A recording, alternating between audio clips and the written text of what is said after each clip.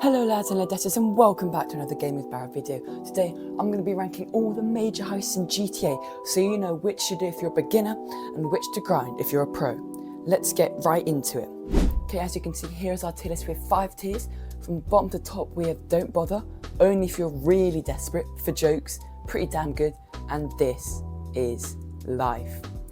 And so we only have about 10 heists we're going to be ranking. I know there is more, and if you want to see a part 2, please comment down below where I add the Fleeca job and the Cluck and Bell farm heist. But for now I'm just doing, the 9 or 10 main heists in the game that pretty much everyone's heard of and has access to, and they're the heists GTA is notorious for. And so without further ado, let's get right into it, starting with the Bogdan problem. This is the Doomsday Heist Act 2, if you didn't know.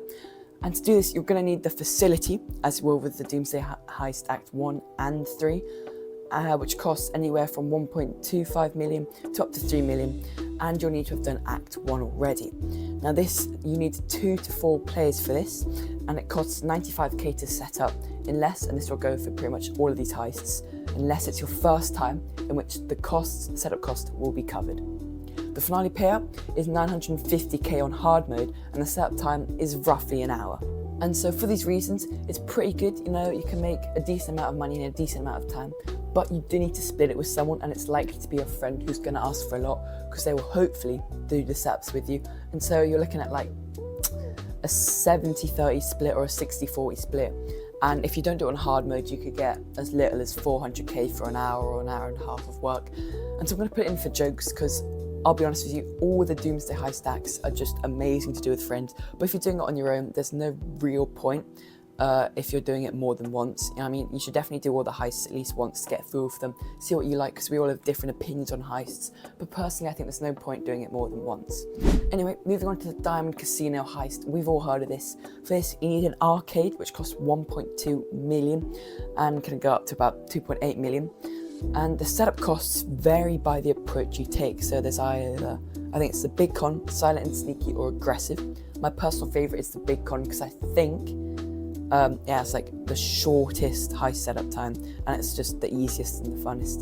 You're going to need 2 to 4 players for this. I'd recommend 2 or 3, because you need to get lots of people to actually grab the cash, but you don't want many people to share it with. So I say do this one with randoms, because I'll take the 15% cut. Make sure they're not level 15. They should be a decent level, 60 or above is my rule of thumb. And the finale payout differs based off what your primary target is. If it's cash, it'll be about 2 million. Artwork will be about 2.3 million. Gold will be about 2.5 million. And diamonds, if you happen to be playing in the special event, will be about 3.6 million. But I doubt that you'll come across that very often. So yeah, your finale payout will be about 2 million. And then minus, the percentages for however much you're giving Lester for his cut, and depending on how good the crew you've put together is, as in the hacker, the driver, the gunman, and they do matter. The quality of your guns will matter. But if you're doing things like the big con, you really just get the cheapest people. But if you're doing aggressive or silent and sneaky, you're going to need a really good hacker and a really good gunman, especially for aggressive. Now the setup time takes about 1.5 to 2 hours, so it is a little bit longer than the Bogdan problem, but the profitability is really high. And so I'm going to put it in This Is Life tier. Now on to the other notorious GTA heist, the Cayo Perico one. For this, you'll need the Casaca submarine, which you can unlock by going to the music locker, I think, and watching the cutscene with Mini Madrazo. The Casaca costs about 2.2 million if you get it without any upgrades. And for the Cayo Perico heist, it's the first heist, and probably only on this list, that can be done solo. But there's a 2.5 hour cooldown after the buffs if you do it solo. So sometimes it's good to do it with a friend, sometimes it's good to do it solo. It's really down to personal preference and how long you're going to be spending on that session. Now the setup cost is 100k.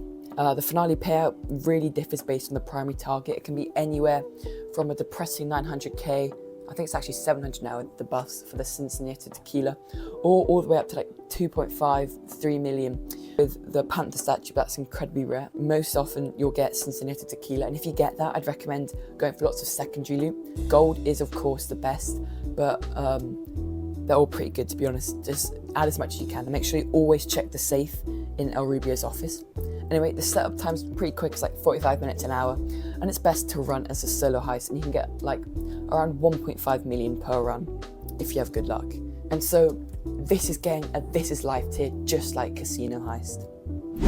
Okay, moving back to the Doomsday Heist, we're going to Act 1, the data breaches. Once again, you need the facility and 2 to 4 players for this. The setup cost is about 65k, and the finale payout is 650k on hard mode. It's not amazing, I'll be honest with you. The setup time is about 1.5 hours, but I promise you the setups for this are really fun. You have the Deluxo ones, you have another one, I forgot what it was, but I just remember the Deluxe ones being some good fun. And the profitability is probably one of the lowest on this list, but just because of how fun it is, I think I'm going to put it in only if you're really desperate. I think it's a heist that all players should do once, but only more than once if you're doing it with some friends. Alright, and on to Act 3 of the Doomsday Heist, the Doomsday scenario. Once again, you have to have the facility and have Acts 1 and 2 completed. You'll need 2 to 4 players, and the setup cost is about 100k, 120k. And the finale payout is 1.5 million on hard mode. But this is probably the longest setup time on this list. It takes 2 hours to set it up. And so it's pretty good profitability, but it's overshadowed by the casino heist, another one where you have to share it with 2 and 4 players. And you can set up the casino heist a little bit quicker, especially if you have the big con.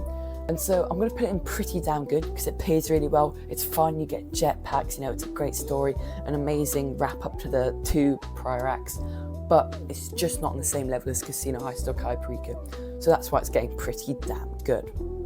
Alright, now we're going on to the original Leicester heists. We're going to start with the Fleeca job. For this you'll need a high-end apartment, and we've done a Leicester cutscene. I think you can find it on the map. It's really easy. It will take about 30 seconds. You don't have to do anything afterwards. It just unlocks you the ability to actually start these heists.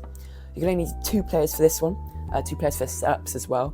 So yeah, for the other ones, like having 2 players for setups is kind of optional, apart from some of the Doomsday Heist ones. So yeah, just be wary of that. The setup cost is, I think it's 11k, but to be honest, I haven't done it more than once like most players, so you'll just get it for free. And the finale payout is about 200k on hard mode, and then of course you'll have to split that with probably a friend if you're doing this, because this is one you do with friends, to be honest.